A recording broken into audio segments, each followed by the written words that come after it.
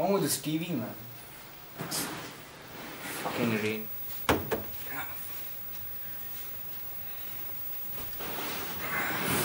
Fucking rain, man.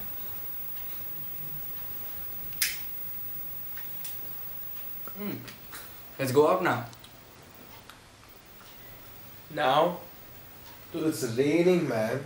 Cats and dogs. Plus, in this state, I think we'll get lost. Chill. Relax. I have this. What is this, an ancient weed crusher or something? Wait, dickhead, open it, man.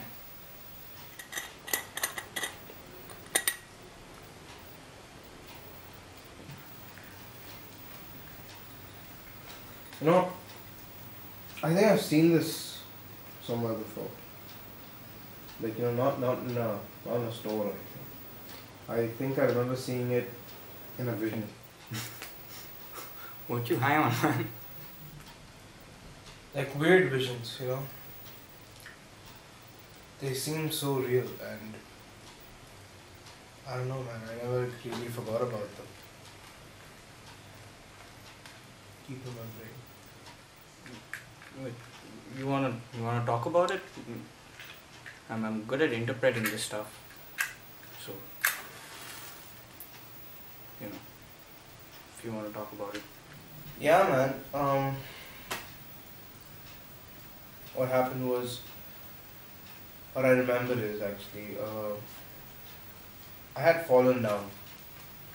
And it seemed like I was dying. And I was on the floor, and it was raining, obviously. Cats and dogs.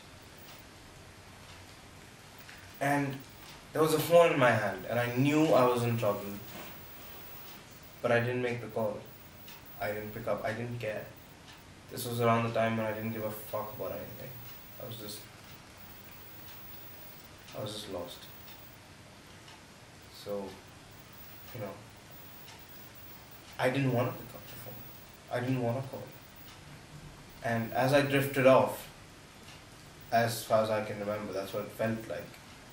I drifted off into space, like I just blanked out. And I just succumbed to the emptiness, if that's what you can call it. And then I wake up. And I wake up to this noise on the wood. Some hard knocking that's going, you know. Knock, knock. Knock, knock, knock. And I get up and I'm trying to focus at things and eyes are not opening. I think I was coming out of a coma or something. I was just waking up. Head was aching, it was spinning, I was feeling dizzy. All I could see was a whiteboard and a box. And then there he was. This guy saying, "Wake up," and he was screaming in my ear. And then I looked around and guess where I was? I was in our third year classroom in JP. Holy shit. Yeah, man. And he was staring at me and I'm still trying to take it all in. You know, looking at my surroundings. And I asked him, "Where am I?" And he says, "How am I supposed to know?" And he takes out a cigar and he's about to light it. He tries lighting it, but it doesn't work. The lighter doesn't start. So he puts it away. And he starts writing on the board. I don't know why he put it away. I don't know why he put the lighter away. I don't know why he didn't try. Just a very odd thing to do. And on the board he had written, "Road not taken," by Robert Frost. I remember thinking, you know, I've seen it somewhere. And the next thing I know, he tells me, "All I know is you have a test tomorrow." And in front of me, there's a book, a small notebook with poetry written on it. And then I become 10 years old. I'm in my house when I'm 10 years old. And I'm sitting there with that notebook of mine, you know, with that poetry in it. And right next to me is that guy with a jazzy suit, with a pipe in his mouth and a hat. And he's trying to light his pipe this time with a matchbox. And he can't. So he asked me, "Where is this place?" And I look around and I realize, you know, that's my parents out there. I would test one and they don't even care. And I don't think he cares either, because the next thing I know, he's got a camera and he flashes me with it. And the next thing I know is we're walking down this road, me and the same guy. And the funny thing is, he looks like a very badly photoshopped copy of me. And he's like, "Where are we?" And I'm like, a friend of mine used to live here somewhere. And we reached the crossroad. And I tell him, "I don't know where we are." And he says, "Why don't you ask that girl over there?" And there's Karishma sitting there. What the fuck? Yeah, and I tell him, "You know what? I can figure it out myself. I don't need her help." And as I do it, a cycle got going. And that's it. I'm in a completely different road now. And he's standing right behind me. Shit. And I ask him, I'm freaked out now. I ask him,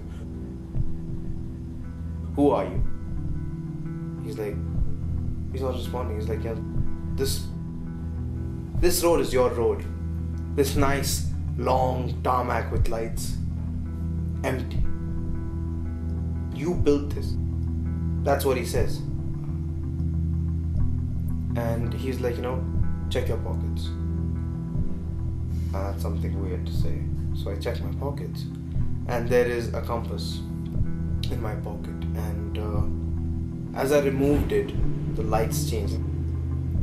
He's like, "Open it." And it's kind of foggy. I can't really remember it. I think dawn was coming. And I did. And I couldn't see inside the compass. I couldn't see it. I opened it. I couldn't see anything. And he lit his light up. For the first time, there was light in that lighter. And from then on, I started seeing Karishma. I started seeing the first time I took a joint. I started remembering the time when the boss threw the paper in my face. I remembered Mom. I remembered how I hated Dad.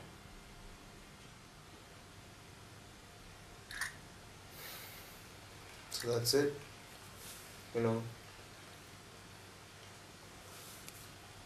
Who do you think this guy was? You see, this guy is your conscience. Well, throughout your dream, he's been trying to wake you up. Oh, no, man. It started off with the knock, then moved on to flash. It got to a point where your conscience got you hit by a cycle. But, it just explains it all, right? He's trying to wake you up. Wake me up from what? And what I don't get is that why was he looking like me in the middle of the entire vision? Initially he was very formal, and by the middle he started looking like me, he started dressing up like me. I just don't get it. Well, you see, your conscience was trying to make you identify yourself in him. You see, he started off as a stern individual, but then later he realized, by probably dressing like you, looking like you, you'd probably end up identifying yourself in him. But what about that compass? And what about that road not taken, that empty road and that compass? I just don't get it. It's so blurred. I don't understand what it was. The compass signifies all your decisions, or the ones that you've made. And, well, since you found it in your pocket, that pretty much shows that you've been carrying them around all through. And as for the road, that just signifies all the choices you've made, all the choices you just refuse to accept. And that's what your conscience is trying to show you. But what does all of this mean? I still don't get it. What does all of this mean? Why don't you look under the compass?